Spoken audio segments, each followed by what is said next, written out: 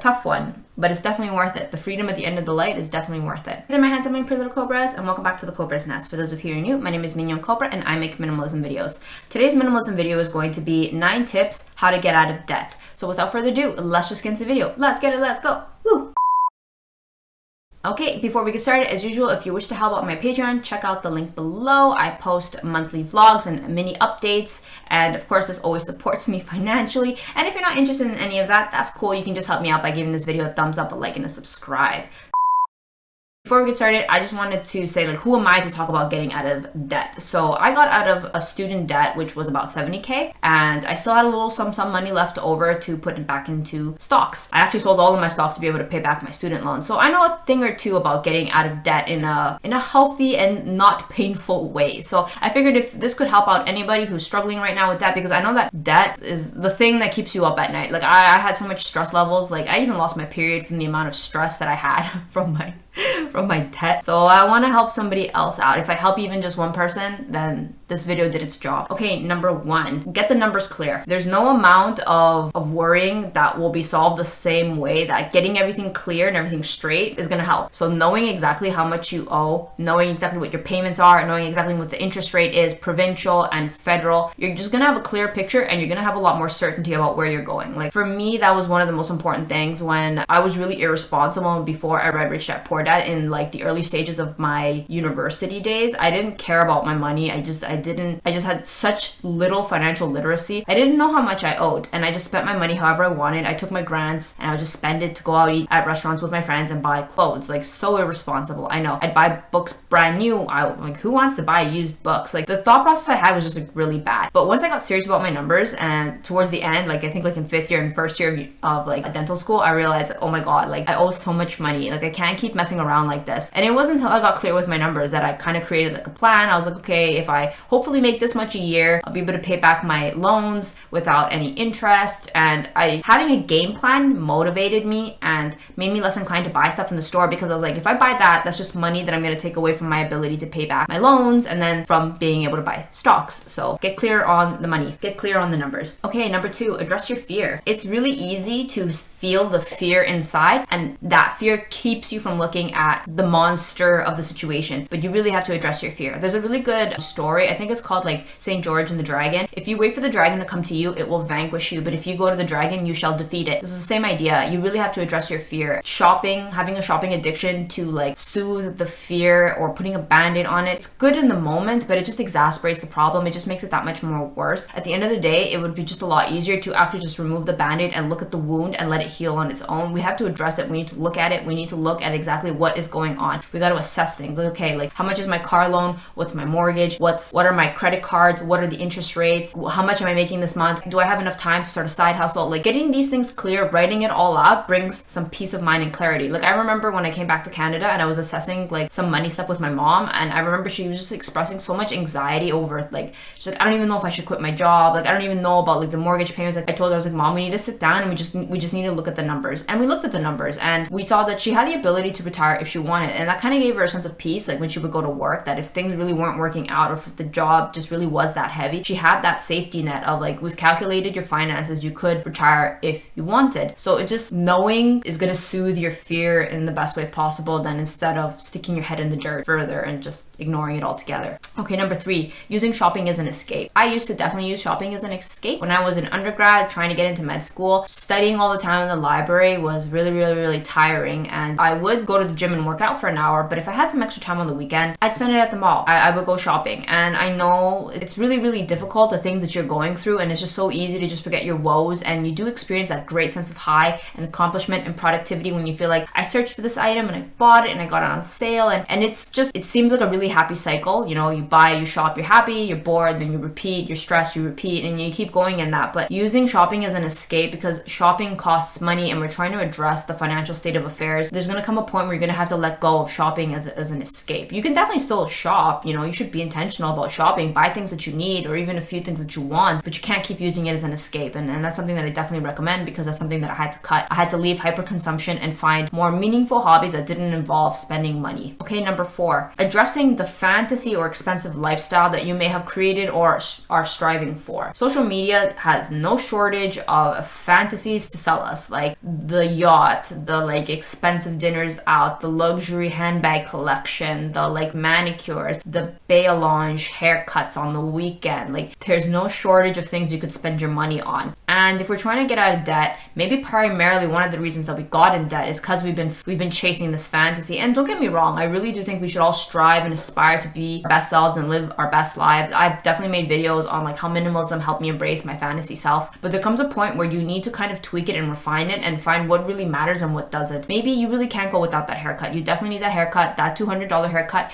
Just gives you that little sum that you need to hustle at your job as a lawyer, go for it. But maybe the mindless Starbucks drinks that you don't even really notice or care about, you could consider, you know, buying a Starbucks mug and then just making your own Starbucks drink at home with the Starbucks bag, and you'll save like, I don't know, a couple like hundred or thousands a year. I remember for me, I had to cut my milk tea habit. I loved buying luxury milk tea drinks when I was in China, and I ran my bill, $2,000 at the end of the year. What in the world? It's just literally just powdered sugar with milk. Like what? I could have made that at home for a fraction of the cost. But such is life, right? Sometimes we're young, sometimes we want to live our best life, and such things happen. But we want to get out of debt. We have to remember why we're doing this. We want to get out of debt so we could have money for other things, so that maybe we could buy that luxury drink without feeling guilty because you're putting it on your credit card when you really shouldn't, because we're in the red. Okay, number 5, putting money towards the debt. Okay, so this is a little bit where a bit of the work comes in. There's gonna come a point where you've done your due diligence and you've cut things that, you know what, you really don't need it. You found cheaper alternatives, or you feel like you can do without. Okay, so we've done that, check. We're gonna have to start putting money towards the debt. This is the most hard part. A lot of people I know, and myself included, they were like, yeah, I paid my student loans off, but I paid like $3,000 in interest because I didn't want to let go of the money. Like I don't want to give my money to the government. I don't want to give my money to the credit card, to the loan companies. I know, it's so painful, but trust me, it's totally worth it at the end. When you get that like notice where it's like, congratulations, you've paid off your student loans. Congratulations, you've paid off your credit card or whatever, what have you. It's such a good feeling. It's completely and totally worth it. The freedom that comes after knowing that money that you make after your debts are paid is yours is like a magical feeling. Dave Ramsey says it so well. It is really worth paying off your debts for that level of mental freedom and financial freedom. So we got to do the tough thing and we got to start putting money towards it. Whether it be you allocate a certain percentage, a certain amount, has to go back to paying the debts. Such as life. We were adults when we did these things. You know, children don't have loans. Adults have loans. We as adults made that decision, so we need to take responsibility and pay them off. Okay, let's see. Number 6, stopping with the victim mentality. So as I mentioned before, we were adults when we garnered this. Like credit cards, I'm not sure what the policy is, but usually credit cards, although I've heard controversies that they give them to minors, but let's just go with the assumption that you were an adult when you garnered your student loans. You were a fully aware individual, fully functioning cognitive individual. So we got to stop with the victim mentality. We got to stop with the like, I didn't even want to study this career path, which is the thing that I used to say. We got to stop with the like, but all my friends went out, I had to pay for, I don't know, the fancy dinners and the cocktail dresses, or my girlfriend would leave me if I didn't pay for X and Y. Like we have to stop with the victim mentality. And I'm just saying this from like coming from a place of love, because that was my issue and that was my problem. So I'm pretty sure it's probably an issue for other people. We have to realize that this money situation is in our control. And if it's in our control, then we have the control to fix it. Just like how we had the control to start it in the first place, we have the control to fix it. Number 7, putting money towards future stability. So I'm not saying that the most important thing in life is money. It's not, clearly not. As people say, like the best things in life are free, the next best things are expensive. Life is just a lot easier with more money. All it does is it opens up options. You're in a better place the more money you have. Like the more options you have, you know, like maybe you could go back to school, you could upgrade your car, you could finish paying off your mortgage, you could buy better clothes, you could eat better food, you could live in a better place, like a better neighborhood. Like it's just the opportunities just become so much endless, become so much more better with the more money that you have. So think of it as when you pay off your loans, you're putting money towards a more stable future. Because like honestly, when like hits the fan, nothing's gonna help you the way money's gonna help you. And even just on the flip side, things are better when there's money. I'm sure you can imagine those times where things were really stressful where you were wondering, like, how am I going to pay for this? Man, I wish I had more money. I'm pretty sure a lot of us have thought that. So just think of it, paying off your loans or paying off your debts is building towards having more stability in the future in the form of finances. Okay, number 8, thinking future Nat will take care of it. This was an awful habit that I had. I used to always think future Nat will deal with it. And I thought this of my student loans. I spent recklessly in my undergrad. Granted, I paid the price in med school. I had to pay not only my med school loans, but I also had to pay off my undergrad loans all in one shot because I was irresponsible. I didn't want to have a job while I was an undergrad. I just wanted to go out and chill with my friends and just focus on studying. I let future Nat deal with it, and that was such a heavy and irresponsible burden, especially because future Nat was me. I was gonna become future Nat. So what I'm trying to say is, make it easier on your future self. Work hard now because the future you, who you will become, will have an easier time. I don't know how much more I could explain that. Have mercy on your future self.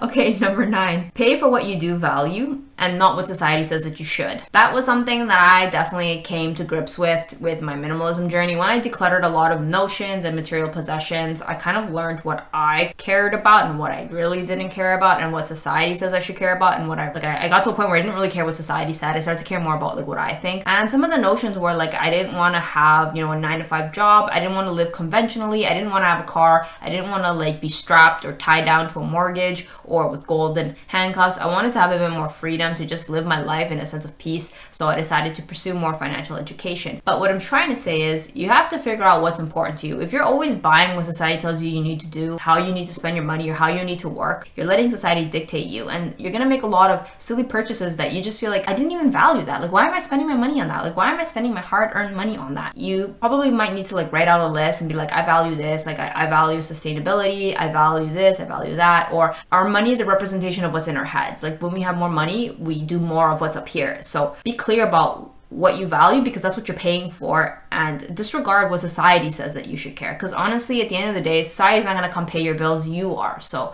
be strong and adult and be clear. This matters. And no, that doesn't matter. Because if we say yes to everything, we're essentially saying nothing matters. Point number 10, at some point you're just going to have to increase how much you make to be able to cover your expenses. As great as it is to save, although that is a method that I use, I was very tight with how I spent my money. At some point we're going to have to go out and make more money. So you could consider maybe asking for a promotion, picking up a side hustle, lowering your expenses, your overhead. It's gonna be a tough one, but it's definitely worth it. The freedom at the end of the light is definitely worth it. Okay, I really do hope that this video helps out anybody get out of debt, or at least give you some tips or tricks or ideas of how to get out of it. Okay, so thank you so much for having taken the time to watch this, and I'll see you guys in the next one. Thanks for watching. Bye!